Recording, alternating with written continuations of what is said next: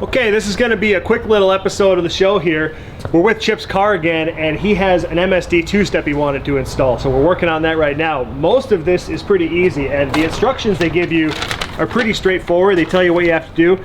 The easy parts are just plugging into the connectors for the control modules on either side of the engines. For the ignition, you plug in there and it kind of feeds through, and then it takes that signal and then it changes it for where you want to set your rev limiter.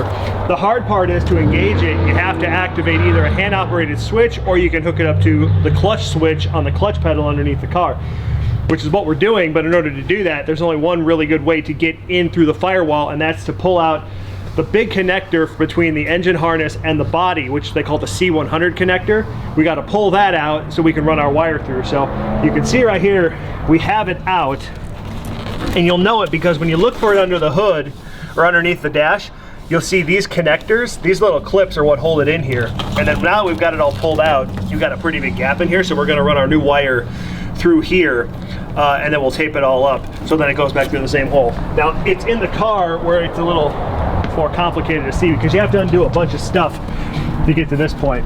I had to unbolt the rail, the side plate here that goes along the rocker panel, just so we could get the kick panel out, because there's one little screw under here you have to take out.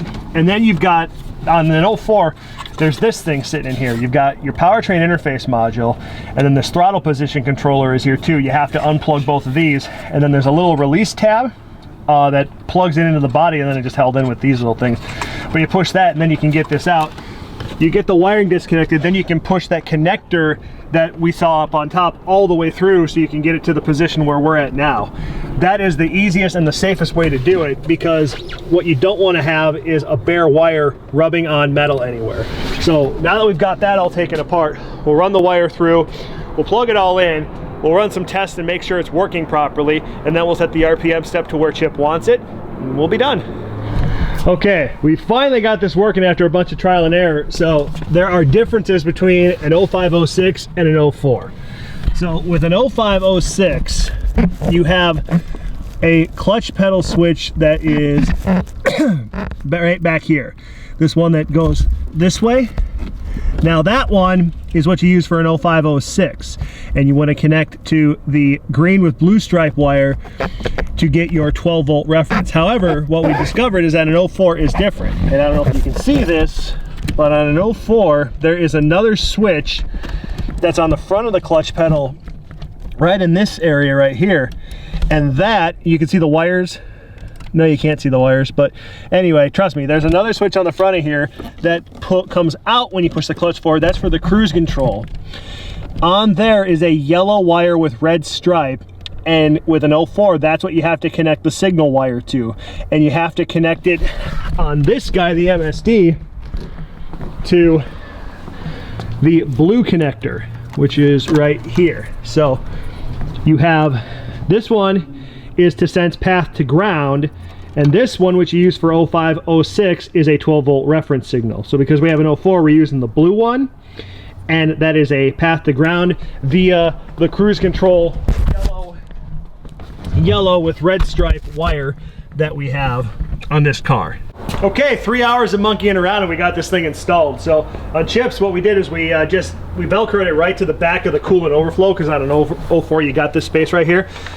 And we just took the extra loom and we put it right there, and he'll clean that up later, but it's all set up and ready to go. What you end up having is the extra connectors that go from the kit. They plug from the existing wiring for the coil modules here, and then they jump to this, and then this is what controls it, and you got one on each side. And that's all there is to it. The power to run the thing comes from these, and that blue wire is nothing but a signal wire. So he'll fire it up and we'll show you how it works. Yep.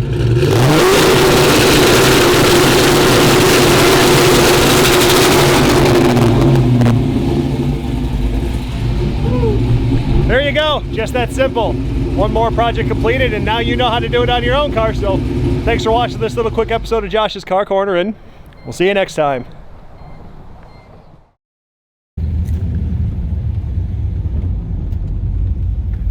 All right. Let's see what they've got in here. There we go. She is. Wow. They probably put it over here. All right. Very cool.